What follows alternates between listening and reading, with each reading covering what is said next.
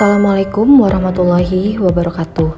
Kami dari mahasiswa Universitas Muhammadiyah Cirebon, Fakultas Ekonomi dan Bisnis, Prodi Manajemen Sumber Daya Manusia Angkatan 2021. Video ini dibuat dengan tujuan untuk menyelesaikan salah satu tugas kelompok di mata kuliah Akuntansi Manajemen dengan dosen pengajar Ibu Silvani, SAMM.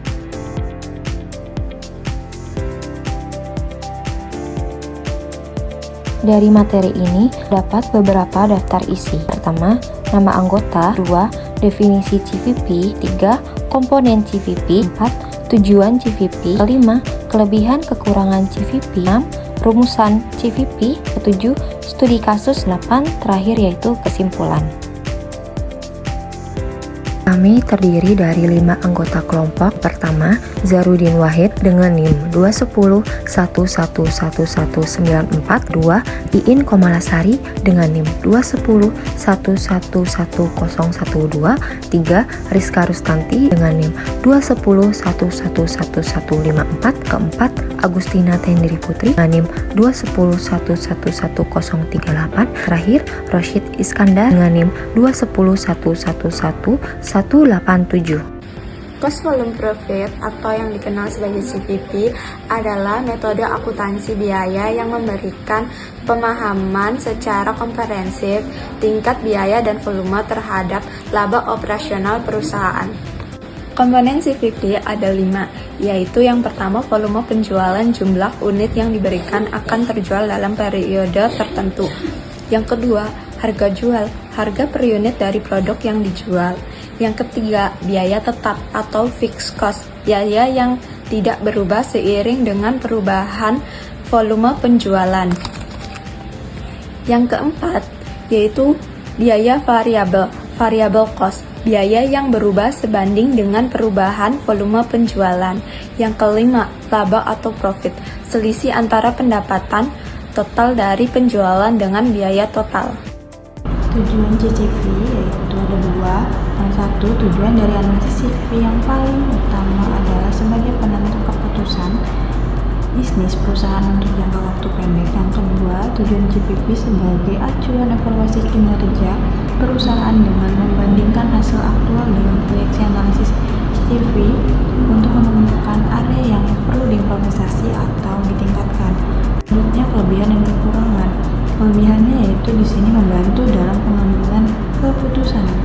Yang kedua, mencapai target keuntungan. Yang ketiga, perencanaan laba. Yang keempat, pengendalian biaya. Dan yang terakhir, analisis sensitivitas. Dan kekurangan itu yaitu 1, tidak mempertimbangkan semua jenis biaya. Yang kedua, asumsi sederhana dan penerapan terbatas. Dan terakhir, tidak berlaku dalam jangka waktu panjang. Kita masuk ke rumus-rumus CVP. Yang pertama yaitu laba. Rumus laba yaitu kita bisa lihat dari pendapatan total dikurangi biaya total. Kemudian yaitu rumus dari total pendapatan. Total pendapatan bisa dicari dengan cara harga jual per unit dikali jumlah unit yang terjual. Yang ketiga yaitu biaya total. Biaya total bisa dicari dengan biaya tetap ditambah kurung buka biaya variabel per unit dikali volume penjualan. Kemudian ada laba bersih. Laba bersih dicari dengan total pendapatan dikurangi biaya total. Yang kemudian ada titik impas tingkat penjualan atau break even sales volume. Nah, itu bisa dicari dengan biaya tetap dibagi contribution margin. Nah, yang kemudian ada contribution margin per unit bisa dicari dengan harga jual per unit dikurangi biaya variabel per unit. Selanjutnya yaitu kontribusi margin ratio dapat dicari dengan kontribusi margin per unit dibagi harga jual per unit. Kemudian break even point atau yang biasa kita kenal dengan BEP, ada 2 cara yang dapat kita cari. Yang pertama dengan rumus biaya tetap dibagi dengan contribution margin per unit atau juga dengan harga jual per unit dikali volume penjualan. Sama juga dengan biaya tetap ditambah kurung buka biaya variabel per unit dikali volume penjualan. Dalam equation mode profit, unit contribution margin dikali quantity dikurangi fixed expenses. Contribution margin break-even sales juga bisa kita cari dengan cara fixed cost dibagi contribution margin ratio. Untuk required sales unit dapat kita cari dengan target profit ditambah fixed cost dibagi dengan contribution margin per unit. Baik, materi selanjutnya studi kasus. Studi kasus yang pertama ini perusahaan sepatu Soulmate. Sebagai contoh, perusahaan sepatu Soulmate menjual bahan baku sepatu dengan fixed cost atau biaya tetap ini sebesar 50 juta rupiah dan kontribusi margin sebesar 25%. Pertanyaannya, berapa penjualan yang harus dicapai perusahaan sepatu Soulmate untuk mencapai BEP atau break even point?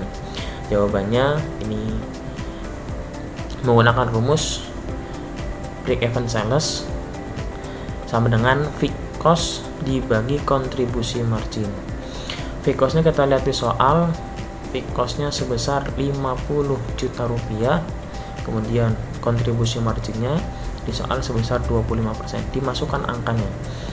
Setelah itu sesuai dengan rumus fixed cost dibagi kontribusi margin, 50 juta rupiah dibagi 25%, maka akan ketemu hasilnya sebesar 200 juta rupiah.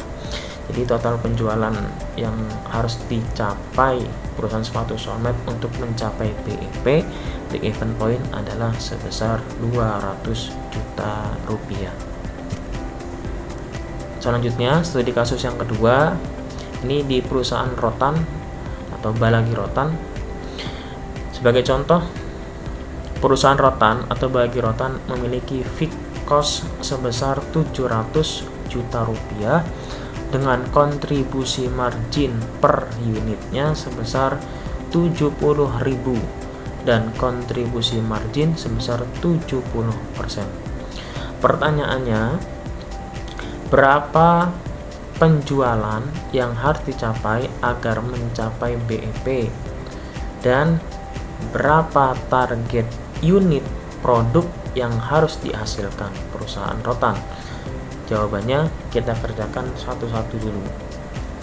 Kita kerjakan yang pertama, itu menggunakan rumus break even sales sama dengan fixed cost dibagi kontribusi margin.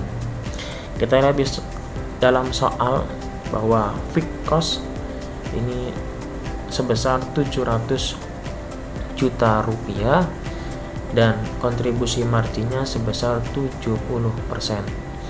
Sesuai rumus fixed cost dibagi kontribusi margin, maka 700 juta rupiah dibagi 70% akan ketemu hasilnya yaitu sebesar 1 miliar rupiah.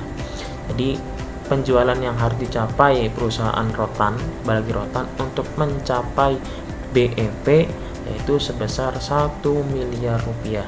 Jadi dia akan menjadi sebagai target profit. Dan pertanyaan yang kedua, berapa target unit produk yang harus dihasilkan? Ini rumusnya kita menggunakan rumus required sales, itu sama dengan rumusnya target per unit, target profit ditambah fixed cost kemudian dibagi CM per unit atau kontribusi margin per unit. Sudah tadi kita cari bahwa target profitnya sebesar 1 miliar rupiah, fixed cost-nya dalam soal itu sebesar 700 juta rupiah dan CM per unitnya sebesar 70.000. Sesuai dengan rumus bahwa target profit ditambah fixed cost 1 miliar rupiah ditambah 700 juta, maka akan ketemu hasilnya sebesar 1 miliar 700 juta. Kemudian dibagi CM per unit 70.000, akan ketemu hasilnya yaitu 4,285,714. Jadi target unit produk yang harus dihasilkan perusahaan Balagi Rotan itu sebesar 4,285,714. Keputusan dari materi ini ialah CVP adalah analisis yang menghubungkan biaya, volume produk, dan laba untuk membantu perusahaan membuat keputusan strategis. Yang pertama, CVP membantu perusahaan menentukan titik impas atau break-even point dan mengoptimalkan laba. Yang kedua, analisis CVP mempertimbangkan biaya tetap, biaya variabel, harga jual, dan volume produk. Yang ketiga, CVP membantu perusahaan membuat keputusan strategis tentang harga, produksi, dan penggunaan sumber daya. Dengan menganalisis kasus CVP, perusahaan dapat membuat keputusan yang lebih tepat dan meningkatkan kinerja keuangan. Sekian presentasi dari kelompok kami, kurang lebihnya mohon maaf. Wabillahi taufiq wal hidayah. Wassalamualaikum warahmatullahi wabarakatuh.